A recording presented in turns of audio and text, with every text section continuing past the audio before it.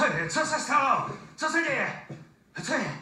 Je to tu samý porno! Co sakra koukáš na mý soukromý věci? Jaký soukromý věci? Všechno to bylo normálně otevřený. Máš tady s tím tisíce souborů. Měl jsem v plánu to promazat. Pane bože, a jak to máš všechno utříděný? Lízání análu zprava, lízání análu zleva. No co, občas má člověk chuť to prostřídat. Ty seš chorej. A co je tohle? Holky s pérama? Bože můj, asi jsem vážně nemocnej, potřebuju pomoc. Holky péra nemají, Johnny, jsou to kluci s kozama. Já vím, jsem rád, že jsi mi na to přišel. Přál jsem si, aby na to někdo přišel. Dobře mě poslouchej. Musíš se probrat, jasný? Musíš se vrátit do reality a najít si nějakou holku, protože tohle je šílenství. Dobře, hlavně už se na ty sračky nedívej, prosím. Myslím to vážně. Další holku, kterou potkáš, už plavat nenecháš. Dobře, souhlasím, jo. Fajn.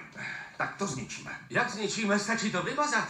Ne, to se dá vždycky obnovit. Musíme ten noťaz rozbít kladivem.